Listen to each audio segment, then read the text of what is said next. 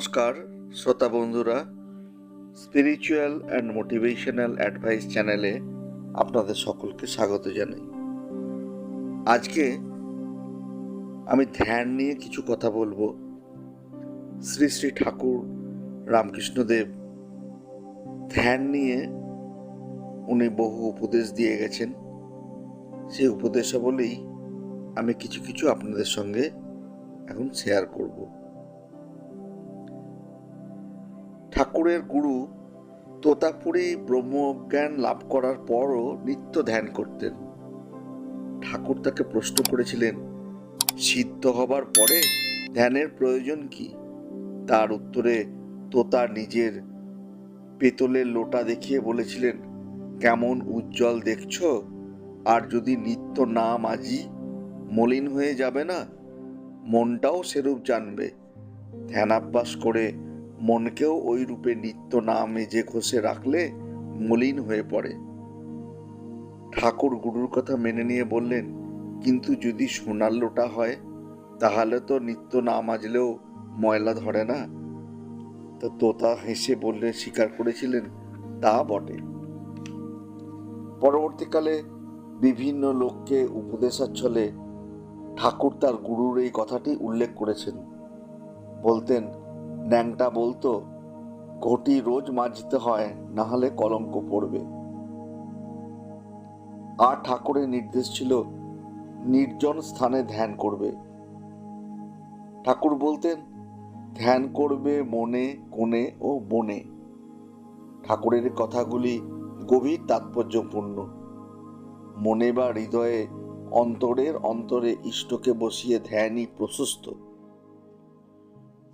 শ্রীরামকৃষ্ণ দেব বলছেন, গোলমালে ধ্যান ঈশ্বর চিন্তা হবে না, একটু নির্জন দরকার। নির্জন না হলে মন স্থির হবে না।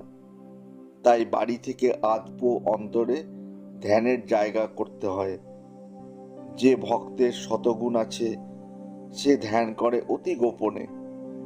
সে হয়তো মশারির ভেতর ধ্যান করে, বাকি সবাই জানছে ইনি শুয়ে আছেন, অথবা রাত্রে হয়তো ঘুম হয় নাই, তাই উঠতে দেরি হচ্ছে। নির্জনের সাধনের সময় ভাববে, আমার কেউ নেই, ঈশ্বরই আমার সর্বস্ব।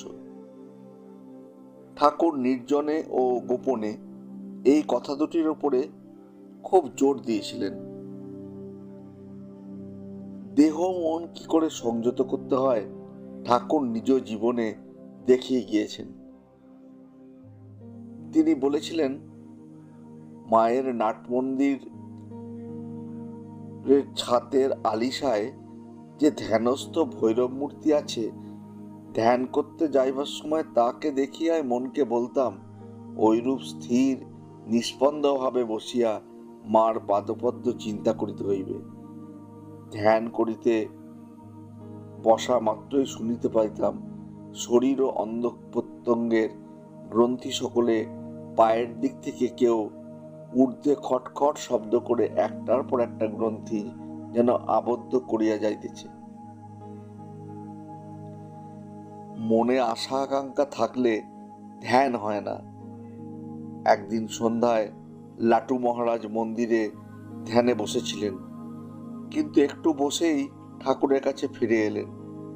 তিনি কারণ জিজ্ঞেস করলে লাটু মহারাজ বললেন, আজ মন্দিরে যাবার আগে মনে হয়েছিল মা যদি বর দিতে আসেন তবে হামনে কি চাইবে। সেই কথা শুনে ঠাকুর বললেন, ওই হয়েছে রে, কামনা আশ্রয় করলে কখনো কি জপে মন বসে? ওসব করবি নি, ধ্যানে বসে বর চাইতে নেই। একান্তই যদি মা তোকে বর দিতে আসেন তো বলবি, মা আমায় শুদ্ধা ভক্তি দাও, আমি ধন জন দেহ সুখ এসব কিছুই চাই না, শুধু এই চাই তোমার পাদপদ্মে শুদ্ধা ভক্তি যেন হয়। ধ্যানের স্থান নিয়েও ঠাকুর উপদেশ দিয়ে গেছেন। তিনি বলেছেন, ধ্যানের স্থানটি পরিষ্কার পরিচ্ছন্ন থাকা উচিত। ধূপ দীপ জেলে ভক্ত ইষ্টের সামনে বসে ধ্যান করে। শ্রীরামকৃষ্ণদেব নিজে পঞ্চবটিতে তুলসী মাধবী প্রভৃতি নানাবিধ গাছ লাগিয়ে আসন তৈরি করেছিলেন এবং বেলতলায় পঞ্চমুণ্ডিরও আসন ছিল তন্ত্র সাধনার জন্য। তিনি শিষ্যদের দক্ষিণেশ্বরের বিভিন্ন মন্দিরে, নাট মন্দিরে, পঞ্চবটিতে ধ্যান করতে বলতেন। ঠাকুর বলতেন, তবে তোমার যেখানে অভিরুচি ধ্যান করতে পারো, সব স্থানই তো ব্রহ্মময়, কোথায় তিনি নেই। যখন বলির কাছে 3 পায়ে নারায়ণ স্বর্গমত্ত পাতাল ঢেকে ফেললেন, তখন কি কোনো স্থান বাকি ছিল? গঙ্গা তীরও যেমন পবিত্র, আবার যেখানে খারাপ মাটি আছে সেও সেরকম পবিত্র। ধ্যান নিয়ে স্বামী ব্রহ্মানন্দ বলেছেন, ঠাকুর বরাবর শির দ্বারা সোজা করে বসতেন।